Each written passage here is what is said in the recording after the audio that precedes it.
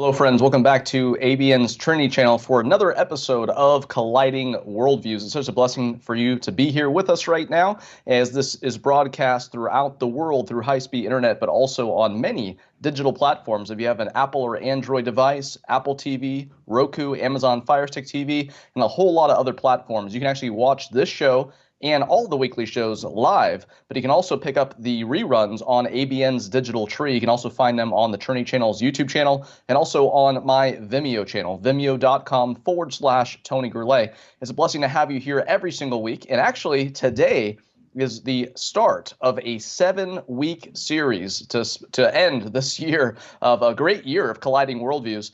Today is day one of, again, 7 weeks between today and December 18th. Every single Monday, which is your regular Colliding Worldviews time, we are doing a 7-week series with Dr. J. Smith. And he is here with us right now. It's a blessing to have him back once again. He was just joining us in the second International Apologetics Marathon of 2017. Dr. Smith, it's great to have you back once again. Tony, thank you for having me. It's our blessing to have you here, and I know our viewers are really excited. You've been letting people know about it. We've been letting people know about it. So we know a lot of people are tuned in, and they will be tuned in for the next 6 weeks, we hope, because we are just starting this series today. I want to give our audience the topics that we're going to be covering. Today, we are doing why are there 2 compilations of the Qur'an? November 13th, what has happened to the 9 earliest Quranic manuscripts? November 20th, why are there 4 Islamic Qiblas? November 27th, what is the Andalusian problem? December 4th, why haven't we been told about the 2 periods of slave trade? December 11th, why are there 31 different Arabic Qurans today? And December 18th, to end it off, doesn't Islam have many historical problems? All these questions is what we are going to be answering today and the next 7 weeks. So it's a blessing to have you here. If you have friends who are Christians who want to reach out to Muslims, let them know about this series. Get the videos, YouTube channel, my Vimeo channel, and Dr. Smith is going to add them to his channels as well. So there's no excuse not to watch them, no excuse not to share them, but people need this information. Not only Christians who have a heart to reach Muslims with the gospel of the Lord Jesus Christ, but of course 1.6 billion Muslims in the world need this information as well, because they don't know this stuff. And it's such a blessing to have Dr. Smith here, who recently received his PhD in Islamic studies and of course, has been debating Muslims for many years at Speaker's Corner. And today, and again, the next 6 weeks, he will be here. Dr. Smith, what would you like to tell our audience just to start off this series and this particular topic that we're starting off with today? Thanks, Tony. Yeah. What we're going to be doing is starting with this book right here. We're going to be unpacking some of the real historical problems concerning how this book was put together. And today's topic is just that. How did they compile the Quran? What were some of the questions that we need to ask concerning what Islam has been telling us? What they've been telling us for 1,400 years, we now know is not for 14, it's more like 1,200 years. We're going to be unpacking some of what they claim, looking at how these are not historically viable, and asking questions about the man behind the book and also the book itself. So you want to get right into it, we can do that now, because I think we only have 1 hour, and it'd be great to unpack the compilation of the Quran. How did it begin? What do we know? And we have a whole lot of information that we're going to be sharing. I want to let our viewers know out there that, like the marathon shows and like our other weekly shows, you can call in. We do want to take callers during this 7-week series. But the thing is that when you call in and talk to one of our technicians, give them your name and then give them your question. We want to do that so that we don't get any rabbit trails, get taken off topic. But if you have any questions at all about the topic that we're talking about, then feel free to call in. The number's on the bottom of your screen. You can ask these questions to Dr. Smith, and he will answer them as best as he is able. But we're so thankful just to have you here. Dr. Smith, let's go ahead and go right into it. Well, let's go ahead and let's ask the question. Here's what Muslims claim, and this is what I've been hearing for 35 years of working with Islam. First and foremost, they claim that this book, this Qur'an that I have in my hand today, is eternal. It has never been, it was never created. It exists on some eternal tablets that exist in heaven. And we get that from the Quran itself in chapter 85, Surah 85, verse 22. It's very clear that this is derived from eternal time. So that's the first thing. It's eternal. Secondly, it was sent down over a period of 22 to 23 years between 610 and 632 to a man named Muhammad. For the first 12 years in Mecca, the next 10 years in Medina. That's their claim. Not our claim. That's their claims. That's claim number two. Number three, that though it was sent down during that period, it was not finished at that period. It was not compiled during his lifetime. It was first compiled immediately after his lifetime. So between 632 and 634. That's the first compilation, what they call the first recension.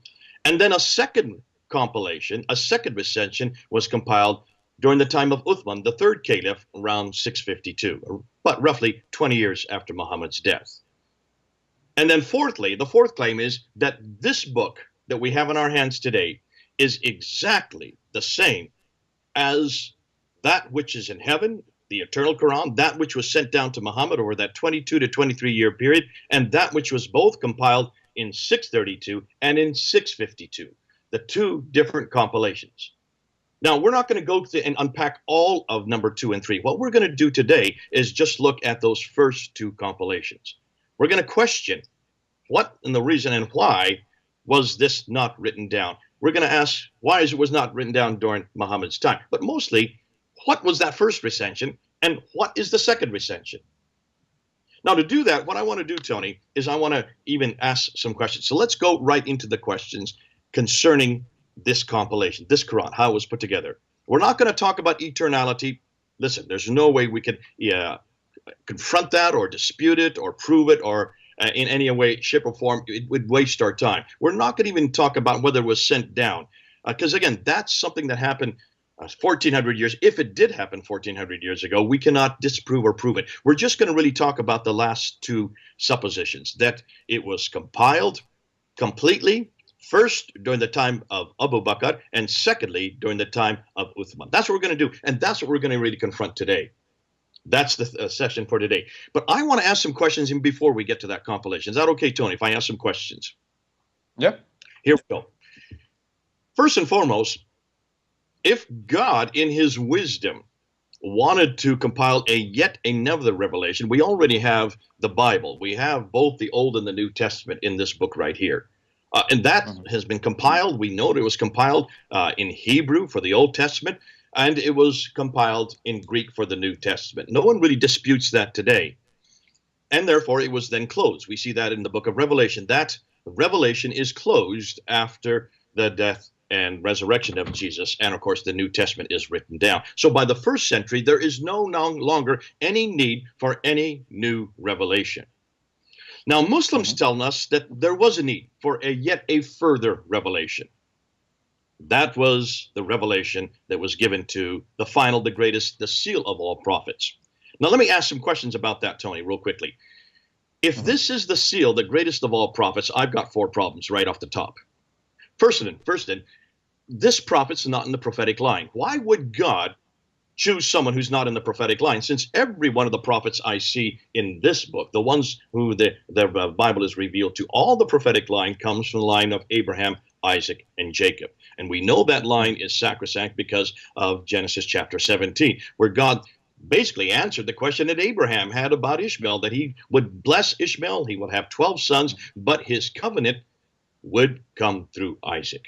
So every prophet that's in this book that is part of that prophetic line, including Jesus Christ. Secondly, every prophet in this book did something to prove he was a prophet. Either they did miracles or they did a prophecy. What miracle did Muhammad do? He didn't. 3 times Muslims had to ask, the Jews in Medina asked him to do miracles. All 3 times, all Muhammad would say is, the prophets before did miracles, you killed them, I'm nothing more than a messenger. Not much of a defense. It would have been great if he could have just done one simple miracle, because that's the function of the prophet, to prove their authority, or have done a prophecy to prove their authority. He did neither. So that's the second problem. Thirdly, when I look at these 2 books and I compare them side by side, there is contradiction after contradiction between these 2 books. you can see right, left, and center, even the stories of the major characters, the biblical characters between these two books, the stories of Abraham, the story of Moses, goodness sakes, the stories of Cain and Abel. So many of the stories just don't agree, and especially when we get to Jesus Christ. When you look at this book and you look at this book and you look and see what this book does with Jesus Christ, so many contradictions. Why would God give a revelation to a prophet, the greatest prophet, that completely contradicted everything he had done already in this book? And then fourthly, and this is probably the most difficult one for Muslims to answer, if Muhammad really is the prophet of God, then why in the world did he not know God's holy name?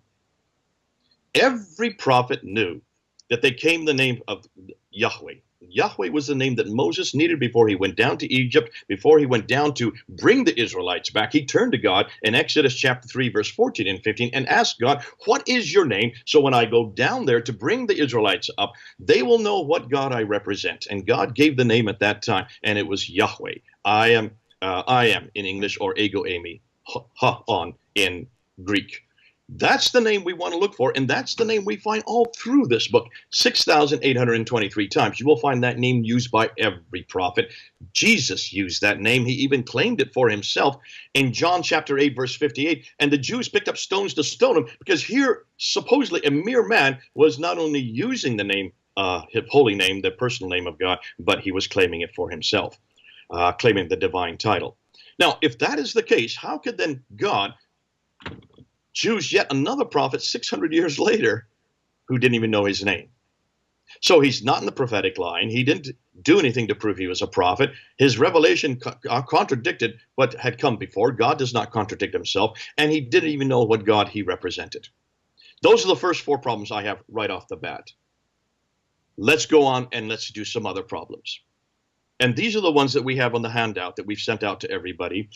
Why didn't God use a language which could have accommodated his word? When you take a look at the Quran and you look at the Arabic that's here, when you look at it, you will see it's easy to read today. In the 21st century, we can read all of it because it has diacritical marks. That means the dots above and below the lines.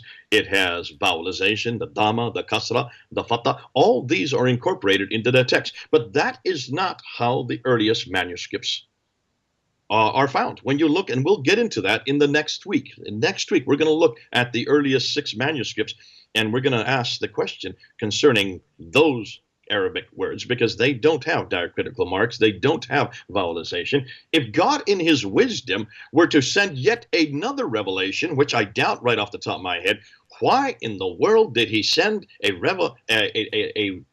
a language that couldn't even accommodate his revelation, when he already had Hebrew, he already had Greek?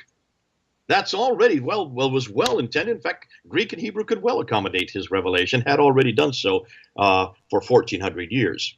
So that's the first question. Secondly, coming back to Muhammad, why didn't God choose a man who could read or write? Listen, that was his function. That was what he was supposed to do. He was supposed to give a revelation, the greatest revelations, Muslims tell us, the final revelation, that seal of all revelations. Then why in the world did God give the book? This is a revelation. This is a book. This is something that you read. Why didn't he give it to someone who could read and write? And secondly, if he could not read or write, this is what Muslims tell us, he had 22 years to do so. What happened in those intervening 22 years? If this was the sole, really the only responsibility he had, if this is what he's best known for, if this is what reason why we have a final revelation, if this is the revelation he gave, then why could he not even read and write his own revelation? He had 22 years. It doesn't take that long to read and write Arabic. I've had 2 years of Arabic. I could read and write it within the first week. That's why I'm asking these questions. Go ahead, Tony. Yeah, one thing that I want to let our viewers know about as well, as you are asking them to ask themselves these questions, whether they're Muslims, Christians, or whoever else, when they're wondering these things, something that they also need to know is that when we look at the Quran and we compare it to Jewish history, we compare it to the New Testament, it's completely revisionist history that Islam has come up with, or Muslims in particular, because it's this Abrahamic fallacy that even Dr. Mark Dury talks about. And many times, they say, yeah, we love Jesus, we love Abraham, we looked at all these people, but their understanding of who those people are don't line up with actual history. Every single worldview outside of Islam does not agree with Islam in any way. Whereas Christianity is a fulfillment of of Judaism, or at least the Judaism of Abraham, Isaac, and Jacob. It's the same Abraham there. that Christians are looking back to, and that Jews were talking about the Messiah to come. This is not the case with Islam. It's a completely different Abraham. And many viewers out there don't know that the Islamic view is that Abraham was a Muslim, Jesus was a Muslim, Moses was a Muslim, Adam was a Muslim. So we always need to ask people, what do you mean by that? Or who is this person to you? And this is just more background information that people need to keep in mind, not only today, but in the next 6 weeks as we use these terms, and that the fact that Muslims define them completely differently. Now, let me give in case in point. Let me just carry on from what you just said. And it's great you brought this up. This idea of continuity. When you take a look at the story of Abraham in Surah 21, you will see that he is in Mecca, of all places. I had no idea that Abraham was in Mecca. He goes into the Kaaba, and in the middle of the night, he destroys all these idols, comes out the next morning. The people see the destroyed idols. They go to Abraham and say, what have you done? He said, well, talk to the largest idol. I have nothing to do with it. They don't believe him, and they throw him into a fiery pit. Now, that is not in my Bible, so even the stories don't make sense. In fact, as I recall in my Bible, it was Shadrach, Meshach, and Abednego that were thrown into a fiery pit, not Abraham. And what is he doing 600 miles too far south? He was not down in anywhere near Mecca or Medina or in the Hijaz. He was not even in Arabia. They've got the wrong man at the wrong place doing the wrong thing, which suggests to me that this comes from another source. We're going to get into that in another week. We're going to talk about source criticism. That particular story comes from the second Targum of Esther. It's a 2nd century apocryphal account written as nothing more than folk tales by the Jews, never considered to be authoritative, and yet it finds its way into the Quran. So that's in chapter 21. That's just the case in point. There's such discontinuity between the revelations that we have to ask these questions. Now let's go back and let's continue this list of questions. We've already said it doesn't make sense to come up with yet another revelation that contradicts the previous revelations. My God does not contradict himself. When you look at the Old and the New Testament, there is no contradiction there. When you look at from Genesis to Revelation, you will see a flow of history all the way through, right through 1,400 years. That's why I love my Bible. It all fits to a piece. Once we get to the Quran, suddenly there's a disjoint. Now, when we get and we look at this, we ask the question, if God is going to choose a revelation, for heaven's sakes, use one language that we already know, or they could have accommodated it, that was sophisticated enough. Arabic was not sophisticated. It was very crude. It did not have even the vowelization. It did not even have the diacritical markings so that we can distinguish one word from another. You take one letter like this, just a little bowl shape, and you put a dot above it, it becomes a nut. 2 dots above it becomes a ta. 3 dots above it becomes a tha. 1 dot below it becomes a ba. 2 dots below it becomes a ya. Na, ta, tha, ba, ya. It could be 5 different letters today, but those were all introduced in the 8th century, long after Muhammad had been dead. He'd been dead for almost 100 years before those were introduced. So can you see where in God's wisdom, not my God, not the God of the Bible, would he even want to introduce a book to a people that did not yet have a language that was sophisticated enough? Why would he choose a man that could not read or write? And why didn't that man learn to read and write? But here's the second thing. That man, Muhammad, did, according to the traditions, he did have a secretary. His name was Zayd ibn Thabit. If that were the case, why did Zayd ibn Thabit not write it down during that intervening 22 to 23 year period? Now, Muslims are going to have a hard time trying to answer these questions. They will tell you, well, he did write parts of it down. There's another one, my Ubay ibn Ka'b, who wrote it down. Another one named Ibn Masud, who wrote it down. Another one named Ibn Musa, who wrote it down. So you have four different writers of 4 different Qurans. One became popular in Damascus, one became popular in Basra, one became popular in Baghdad, and then Zayd ibn Thabit became popular in Medina. That's what the traditions tell us. Already, we're going to see this, that the traditions are already confused concerning where this Quran was coming from. And I would like to ask and continue to ask these questions. All right, Zayd ibn Thabit was the secretary of Muhammad. What do secretaries do? Do they not write? Is that not their job? That's all they're supposed to do. I would guess so.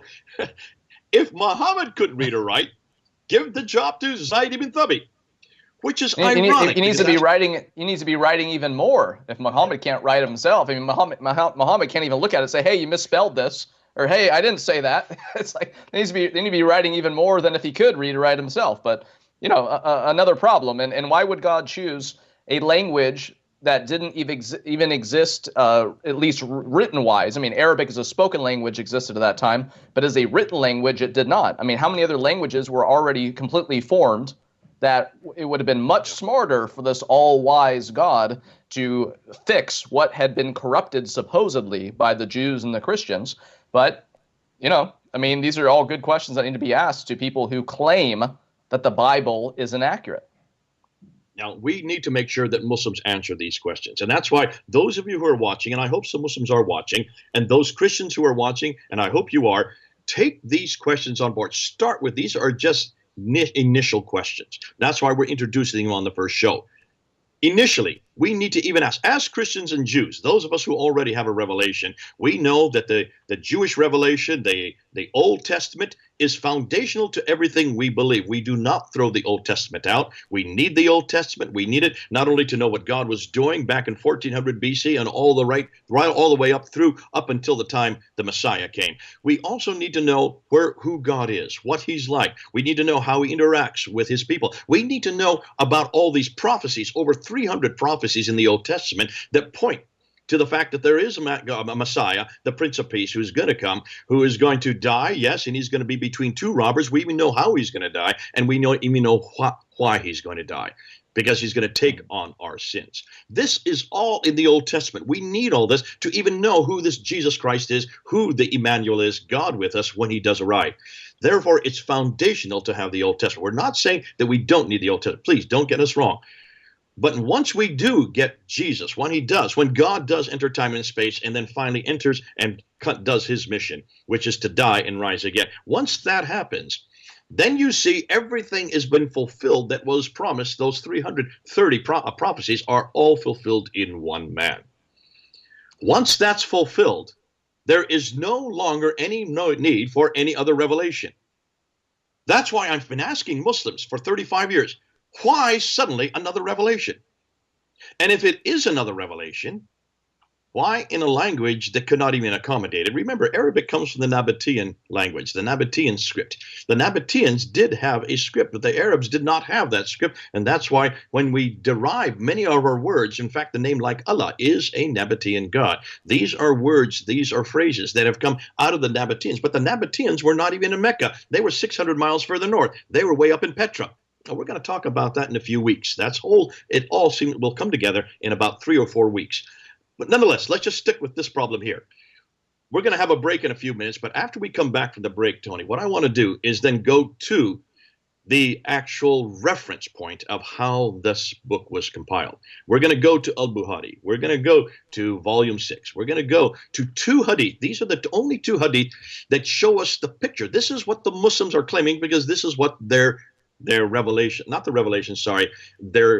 traditions tell us how the Quran was compiled. And Tony, when we come back from the break, it's going to be fun, because what I want to do, now we've opened up the real can of words. Now we're going to actually look at their texts. We're going to look at their traditions, and then we're going to ask them some disturbing questions concerning what Al-Bukhari said.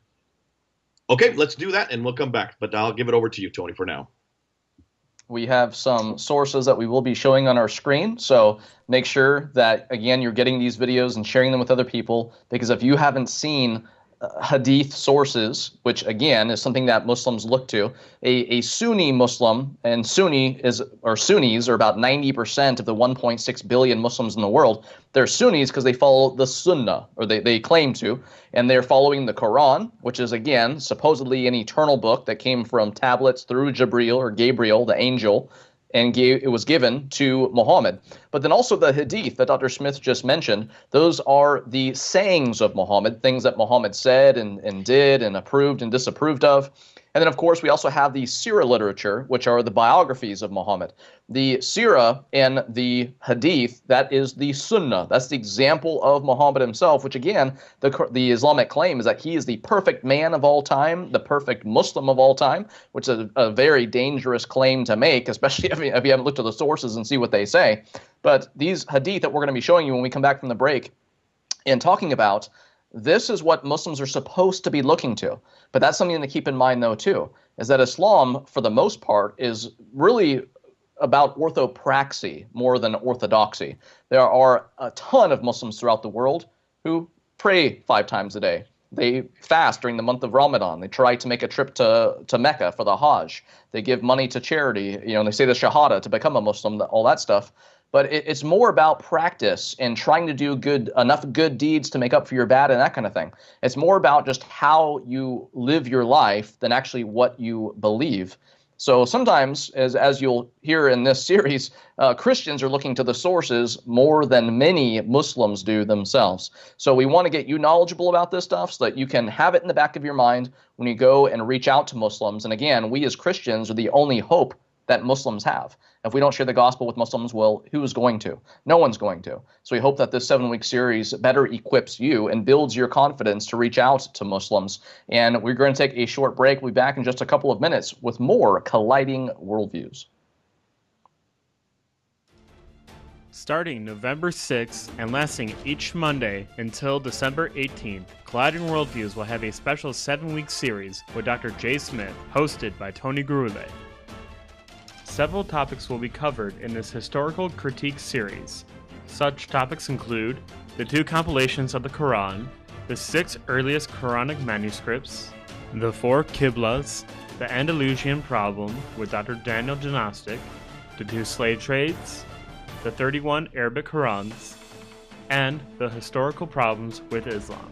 Tune in to the Trinity Channel every Monday at 4:30 p.m. Eastern and 1:30 p.m. Pacific Time from November 6th through December 18th for the special end-of-the-year series. Now in the palm of your hand is the updated ABN SAD app, so you can now watch all of the programs, shows, and channels in different languages. You can download the app in the App Store related to your device. Once downloaded, you will see 6 different categories within the ABN SAT app. The first category being the English category, which includes 18 different channels. The Arabic category includes 31 channels. The Worship category has 5 channels. The Discipleship category includes 5 channels as well. For more information, please call the numbers on your screen or visit our website at trinitychannel.com.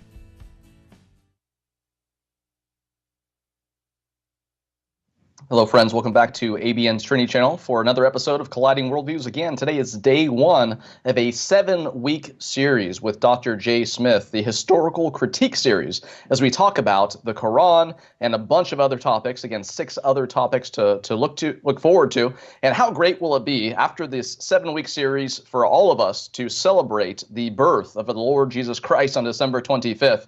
And we want to encourage you Christians out there, give you a lot of tips and tools, and build your confidence to reach out to Muslims around you. Now, a lot of people love our international apologetics marathons. Apologetics is when we defend our faith. This 7-week series is more about polemics and critiquing another faith. And that's what we're going to be doing, is doing polemics and critiquing the Islamic worldview, the Quran, which is supposedly the eternal word of Allah, and then, of course, Muhammad himself, and even the Hadith. And that's what we're going to now. Dr. Smith, again, it's great to have you here. And we have some pictures of Sahih al-Bukhari, which is the most highly esteemed Hadith collection amongst Sunni Muslims. Again, about 90% of the 1.6 billion Muslims in the world. Yeah, while they're putting up there, while you're putting it up on the screen, let me give some background to what we're looking at. The Quran doesn't say how it was put together. It's very piecemeal. Very much, a lot of the Quran is difficult to read for those who have even tried in English, let alone in Arabic. But what we do know is that in order to know how it was compiled, since that's the subject for today's talk, we need to go back to the sayings of the Prophet, the hadith. Now remember, these did not exist. These hadith did not exist during Muhammad's lifetime. They didn't even exist during the century that Muhammad lived. The hadith were first compiled by al-Bukhari. He is the first to actually create a compilation of what we know as hadith. You're correct. There were other compilations of his biography written by Ibn Hisham, Ibn Ishaq, and al-Waqidi. Those come, well, Ibn Ishaq is 765. We don't have any of his material. We're dependent on Ibn Hisham, who takes what he likes and throws away what he doesn't, and he died in 833. So that's 200 years after Muhammad died. We get the first material on Muhammad's life. That's rather odd. We're going to talk more about that in other segments. And then we get al-Waqidi, who writes about 5 years after Ibn Hisham. When the hadith start getting to compile as a genre, that was first done by al-Bukhari, and he dies in 870. So we're talking about 240 years after Muhammad's death, we finally get someone writing down his sayings, which means Bukhari never knew Muhammad. He was living 200 years after Muhammad. So he was not there in the century Muhammad lived, nor did he ever even live where Muhammad lived. He lived in Bukhara, which is up in north of Iran today. What's interesting, this is the story that goes, he was given 600,000 of these sayings, these akhbars. And he whittled them down all the way down to around 7,400, 7,397 to be exact. So he threw out 98% of it and only kept 2%. So all we have is that 2% to look at. And it's in that 2%, there are 9 volumes in that 2%. In the 6th volume, hadith number 509 and 510 is the most is the most comprehensive reference point on how the Quran was put together. And that's what we're going to look at today. So this is the best we've got. We have nothing better. And that's the problem. And Muslims have not resolved that. Nonetheless, since it's the best we've got, let's take a look at it. So let's put it up there on the screen. And let's look at, starting with chapter 6, hadith number 509. There you can see. And we see it there. We're not going to read the whole thing down. It'll take too long. Just look at the red underlined parts. Now notice we have the Arabic and the English. We're putting them side by side. This is the translation of the Arabic written by Ibn Hisham in the late 9th century. And he says, narrated by Zayd ibn Thabit. So this is the secretary of Muhammad that we were just talking about before the break. He is the one that's narrating this. And he says that Abu Bakr sent for him. That means Zayd ibn Thabit. And because many of those who had memorized the Quran had died at the Battle of Yamama in 632 and 633. So he was sent by Abu Bakr and also by Umar. The one caliph follows the other. The two of them were concerned because so many people had died at the Battle of Yamama. And they said, because of these casualties, that's the second red line you see there, those who had memorized the Quran, coming down to the third line there, a large part of the Quran may be lost, they said. And then just below that, it says the Quran, they needed to collect the Quran. Now, Umar says, how can we do something which Allah's apostle did not do? So there we see, right under the third line, there is his question, how can we do something that Muhammad himself didn't even do, proving that Muhammad had not collected the Quran. When Muslims say, oh yeah, it was all collected before Muhammad died. No, this is very clear that Muhammad had not collected the Quran. Now, let's continue down to the next red line. Let's move the sheet up a bit. And when we get down to the next red line, if you could move the sheet up a bit, whoever's in charge of the sheet, can you move that up, Tony, if you could do that? I'm not in control of that, but we can do it right now. There we go. Now, that next line, can you see? It says, you should search for fragmentary scripts of the Quran and collect it in one book. So here, Abu Bakr and Umar are telling Zayd ibn Thabit to do this. You, Zayd ibn Thabit, you're the secretary. You're the one in charge of this. You go and find all the fragmentary copies. Now, what does he mean there? Well, some of this is written on bones, some of this is written on stone, some of this is written on bark, and others come from the memory of the companions of the Prophet. So he's given the task to do all this. So, and coming down to the next bunch of red lines, so I started looking for the Quran and collecting it from what was written on palms, leaves, stalks, thin white stones, and also for the men who knew it by heart. He goes in that task. Now, here's the question I have. Why is it so fragmentary? And if this is the case, who is Zayd ibn Thabit? Muhammad's no longer long. He is dead. He's been dead for 2 years now. He's not there to suggest or even say this is correct or that's not correct. In fact, if you come down now to that last red line that you say, I did not find it with anybody else. He's looking for one piece, and he didn't find that bit with anybody else. So you can see he's finding bits and pieces here, and it's all coming down to Zayd ibn Thabit. So if you want to give credit for this first copy of the Quran, I don't think we should be giving credit to Muhammad for this first copy. He was not even around. This first copy of the Quran looks like is nothing more than a creation by a secretary of Muhammad. I'm not hearing Muslims question this. And we're not even to the burn what you don't like part of the story. I mean, we're at the point where we're just, let's try to find what he said supposedly.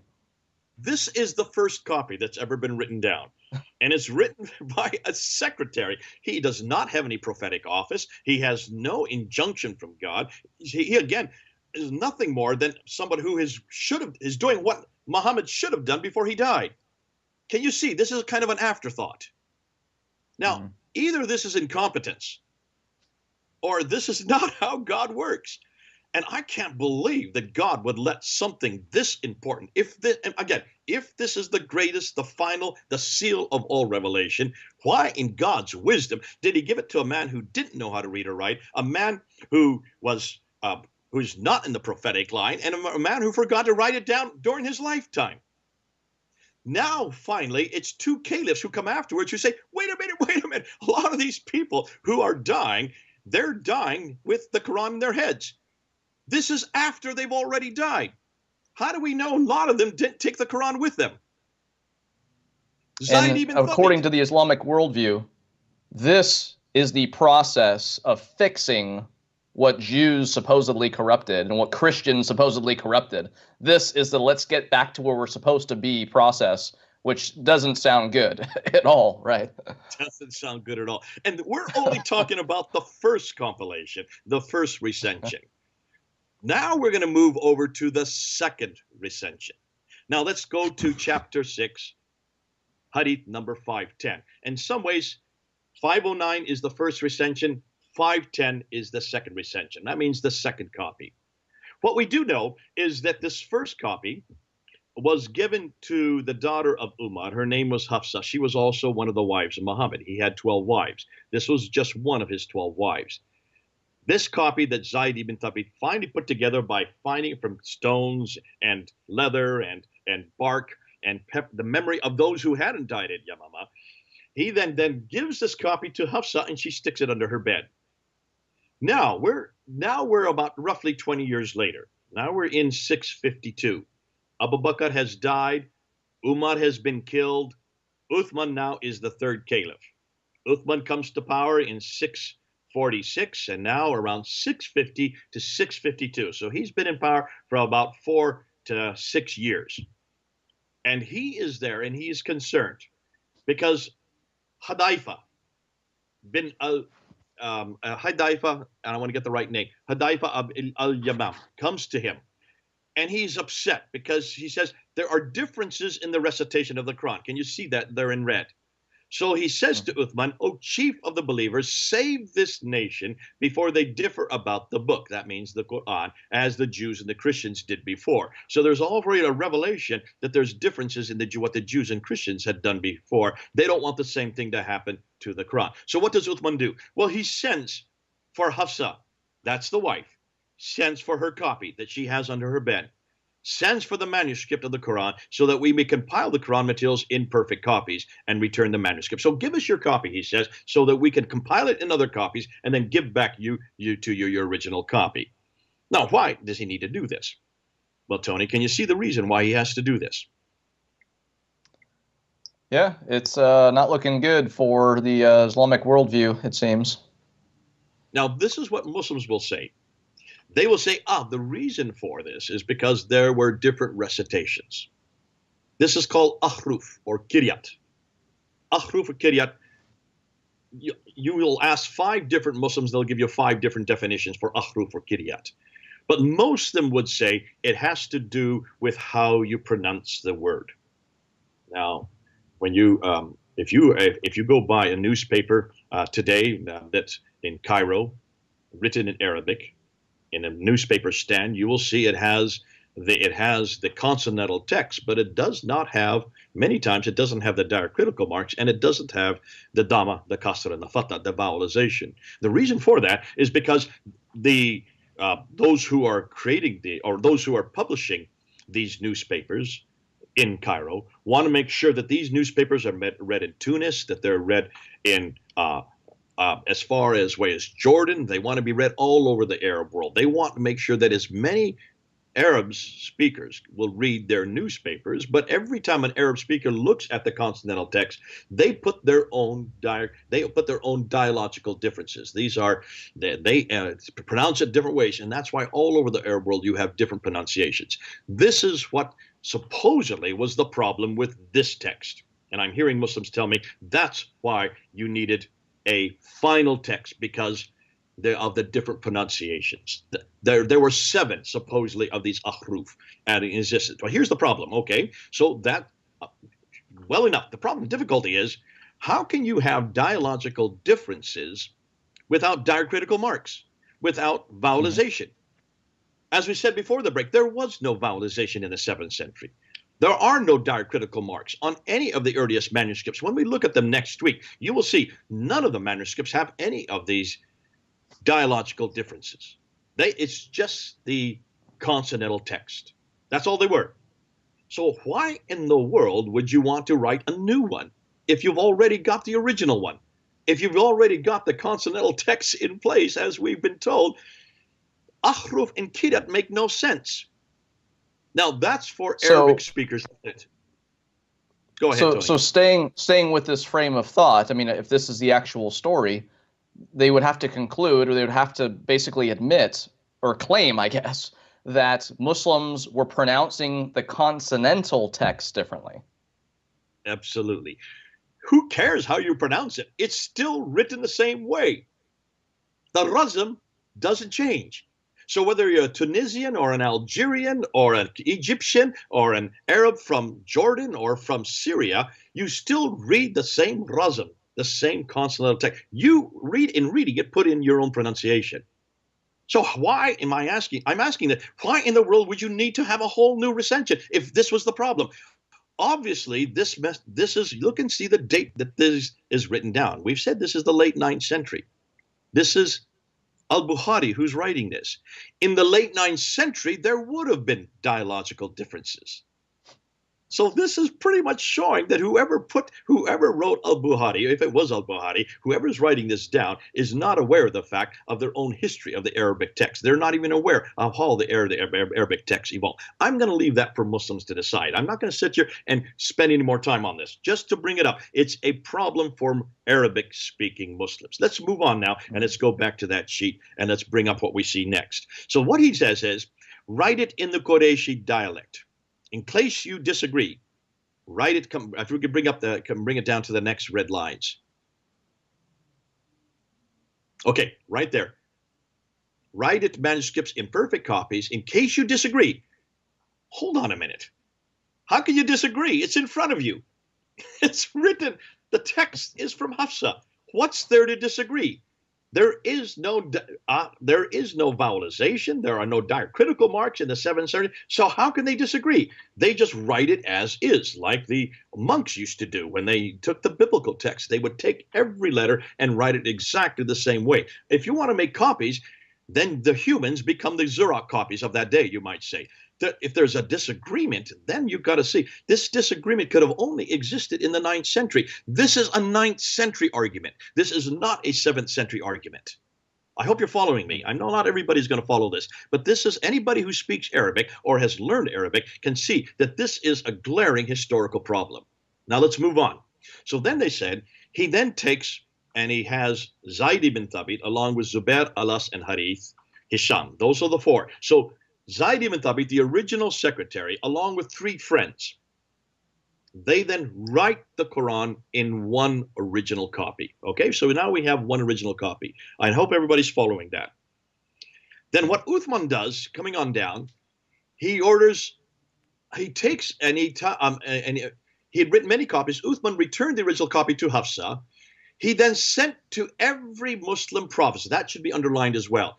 Uthman then sent to every Muslim province one copy of what Zayd ibn Thabit, along with Zubair, Alas, and Harith al-Hisham, the four of them had now written out.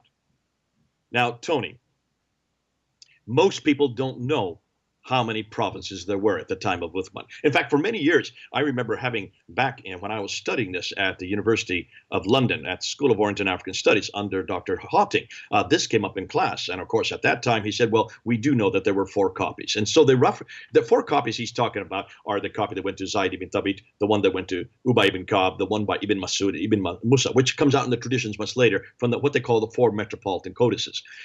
The assumption was, back in the 1990s, when I was studying here at the University of London, there were only four copies, because those are the four copies.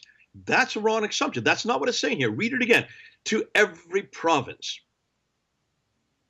Now, our colleague was the first one to bring this up. Hatun Tash brought this up about 2 years ago at Speaker's Corner when Mansour Ahmad was confronting us. We were on the ladder. You can see the video up there. He's confronting us on this. And he says, how do you know there were four? How do you know there were four? No one knows that there are four. It says every province. And I thank Mansour for asking us, because I always assume it's just four. Hatun quickly did an analysis. He went back and did a historical study. At the time of Uthman, there were 9 provinces. Let me name them to you: Basra, Baghdad, Damascus, Jerusalem, Cairo, Alexandria, Aden, Herat, Nishapur. Those are the 9 provinces that existed under the rule of Uthman.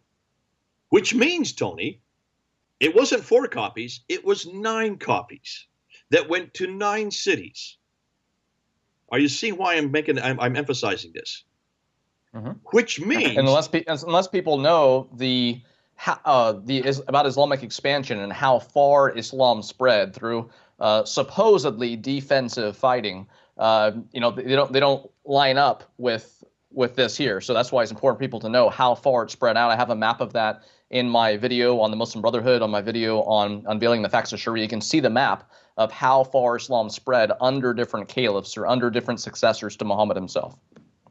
By the time that Uthman comes to power, he controlled all this land, all the way from parts of Iran and parts of Iraq, Nishapur and Herat, and of course, southern parts of Aden, of where it's what is today Yemen, and then of course, Jerusalem, Cairo and Alexandria in Egypt, and Jerusalem, Damascus in Syria, and Basra and Baghdad in Iraq. So all of these 9 provinces were under his control. So now we're looking and we're saying, hold on a minute, that means there should be 9 copies of the Quran. There should be 9 original copies, not 4, 9. We're looking for 9 original that all say copies. the exact same thing with no errors. Exact copies, no errors, no changes, nothing that should be any different, and they should all be complete, and they should all be dated from the mid-7th century, from 652. Mm-hmm. So we're upping the ante now, because we're reading their text. This is their material. We didn't make this up, Tony. I didn't write this. You didn't write this. I wouldn't waste my time. All we're doing is looking at what they're saying, and we're coming to conclusions. Now, let's continue on. So 9 copies, 9 different provinces. We need to find one. But it gets worse. And this is what you were intimating, Tony, because then it goes on, and it says that Uthman sent to every province. Then he ordered that all the other Quranic material. So there was other Quranic material. Ooh, this is interesting. Other Quranic materials, whether written in fragmentary manuscripts or whole copies, be burnt. Could you put that up on the screen so people can see that? Be burnt. That's hugely significant. I don't know if we could put that up so people can see that. I don't know. Otherwise, they might think that we're just making this up. Read it right there. There we go. Ordered that all the other Quranic materials, whether written in fragmentary manuscripts or whole copies, be burnt. Now, right there's a problem here. Tony, why do you burn manuscripts? You don't if they say the same thing. Have we ever burned any I mean, manuscripts as since? Islam has had this history for a long time of destroying things they don't like. And of course, if you have certain manuscripts that don't match up with other ones, well then, hey, burn them, destroy the evidence. It's like you don't have anything to compare it to. And this is what makes it so different when we compare the Bible that we have today and 24,000 manuscripts in different languages. If you look at a footnotes in your Bible, it lets you know, hey, some manuscripts don't have this. Wouldn't Muslims like to know that basically if there were any disagreements, they were burned, they were destroyed? You don't have anything to even look back and research for yourself. Tony, we don't burn our manuscripts. There's no reason why we would burn our manuscripts. You say 24,000, that's true. 5,300 Greek manuscripts, 10,000 Latin Vulgates, 9,000 in other languages, roughly 24,000, and still increasing. We have 19,800 in 11 different languages. If we had wanted to corrupt it or change it or delete it or accrete it or do any type of manipulation to the text, we'd have to go to every one of those 24,000 manuscripts. We'd have to go to the 19,800 in all 11 languages, change every one of them so they all agreed, and no one know about it. Now talk about a conspiracy. When Muslims say we have corrupted or changed it, I'd like them to answer this one right here. We do know that in the 300 AD, Diocletian burnt Bible manuscripts, but he was a Roman. The Romans burned our manuscripts, but Christians never burned manuscripts. That's why we have such a treasure trove still lasting today. Remember, I'm asking now Muslims, explain this to me. Why would Uthman burn these manuscripts unless they all disagreed? Unless there was a multiplicity of Qur'ans that did not agree. That's why he had to bring these four men together. That's why they had to take Hafsa's copy. That's why they had to recopy it. That's why they had to, if there were any disagreements, listen, these were not dialogical disagreements. These were not diacritical disagreements. Those didn't even exist in the 7th century. These are wholesale disagreements. These are razm, consonantal text disagreements. And these were existing at this time. Now, I'm just taking this on board. Remember, next week, I'm going to destroy everything I've said today because we're going to go and ask the historical questions. We're not only reading from within the traditions, and already we're finding problem after problem after problem. You do not burn manuscripts unless you want to destroy the evidence. See, I want to know why they destroyed them, and I also want to see where the manuscripts they did burn. I want to look at them to see why they were different. Obviously, there were many Qur'ans at this time. Obviously, there were many competing different recensions. We only know of two so far, one by Abu Bakr and one by Uthman. Now remember, these are caliphs that are giving authority to these two recensions. Between Abu Bakr and between Uthman, you have two completely different copies of which they don't agree. Even the caliphs couldn't control their own Quran. Now that either says incompetence or that this is all being made up as we go along. Regardless of what it is, this is hugely damaging for Islam. This is hugely damaging for anybody that wants to say the Quran is eternal, that it was sent down, that it was compiled completely during the time of Uthman, and that it has never been changed. Now, what we're going to do, and this is what we're going to ask, and this is going to lead us into the next segments that we're going to be doing next week, the week after. I still want to find 9 manuscripts. Listen, this should not be difficult for Muslims to find 9 manuscripts. Outside of Jerusalem, every one of those cities is still under the control of Islam. For 1,400 years, they've controlled those cities. They've controlled those provinces. We don't know of any wholesale damage or wars or fires or floods that would have destroyed these manuscripts. There's no excuse not to have those 4 manuscripts. When you come to London, if you come to London, we can take you down to the British Library, and there in the British Library is the entire New Testament, the Sinaiticus that's from the 4th century. That is 300 years before the time period we're talking about today. The entire New Testament. You can get another copy down in the Vatican in Rome from the 4th century.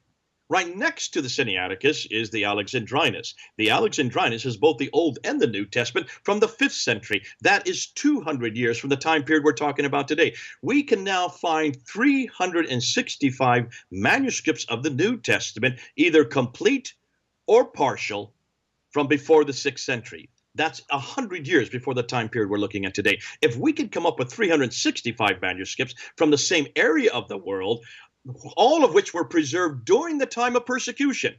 Remember, for the first 300 years, the church was persecuted. They had to sequester their manuscripts. They had to hide them. They had to remain under the radar. Many of the manuscripts were destroyed in 300 AD. If still we can come up with 365 that predate the Quran by 300 to 200 years, why in the world cannot Muslims come up with one? That's all we're asking with. We're asking for one, and they should have 9. Okay? That's a good lead-in to what we're going to do next week. Now, let's just review very quickly. I see we're almost out of time. Can I just quickly review, Tony? Please go ahead. Okay, we've got the first problem, and that is, why would God need a further revelation? Secondly, why would he choose someone who's not in the prophetic line, did nothing to prove he was a prophet? His material completely contradicted what had come earlier. God doesn't contradict himself, and didn't even know what God he represented. Why would God choose someone who didn't even know who he was? Sixthly, why would then he choose someone or choose a language that could not even accommodate his revelation, like he had done earlier? He had Hebrew and Greek. Why didn't he just continue using Hebrew and Greek? Why would he use a language that was so new, so crude, so rude that it could not accommodate something as sophisticated as God's holy word? Seventhly, why did he choose a man who couldn't read or write? Eighthly, why didn't that man, if he couldn't read or write, learn to read or write? He had 23 years to do so. Ninthly, he had a man who was there who could read or write, his secretary. What was the job of that secretary if it wasn't to write down the most important revelation that God had ever given in the history of mankind? So according to what Muslims tell us, he should have written that down. Shame on him for not doing so. And then 10thly, why in the world did Abu Bakr and Umar not get it written down immediately and preserve it, make copies at that time? Why did they make the 9 copies that Uthman then had to do 20 years later? And finally, number 11, when Uthman finally did get the Quran put together, finally wrote it down, had Zayd ibn Thabit, Zubair, Alas, and Harith al-Hisham, the 4 of them, rewrite the Quran, send it out to 9 provinces. Why in the world can't we find those 9? I hope this starts the ball rolling. These are questions that Muslims need to answer. These are disturbing questions. We're just talking about the compilations. We haven't even got through what the traditions say. We don't even have time to go through. That's on the paper that we've given out. All the different, one tradition after another, saying that parts were lost, parts were stolen, others were canceled, some were eaten by sheep. We don't even have time to get into that, Tony. But can you see, these are absolutely disturbing questions. This cannot be a book from God. God would not make this kind of mistakes, and he would not give it to such incompetent people. Well, I know people are really excited, Dr. Smith, because we're going to ask another 6 weeks of hard questions. And Muslims throughout the world are leaving Islam faster than people want to admit. And it's not only because they're finding out about what the primary sources actually say, and Muslims who are actually looking to the earliest biography of Muhammad and the Hadith and seeing what his life was actually like and comparing that with his claim that he was the perfect man and the perfect Muslim. No. And we have people who are leaving because of that. We have people who are leaving because Jesus, the true Jesus, is visiting Muslims in dreams. So you got Muslims leaving because of that. And then, of course, we have Christians throughout the world who love Muslims because they're people made in the image of God, and they share the gospel with them. And, you know, many Muslims are just the gospel away from leaving Islam. And when a Muslim leaves Islam, well, that's great. I mean, if ISIS put down their guns tomorrow and said, hey, we're going to become moderate now or nominal, that would be great. That'd make this world a better place. But at the end of the day, it'd only make it a better place to go to hell from, because everyone's going to die. Everyone's going to stand before God, and Muslims need the gospel. And Dr. Smith, you've said to yourself, when you ask Muslims over there at Speaker's Corner, hey, what do you think of Christians? What do they say? They say shy, timid, knows little, and can defend little.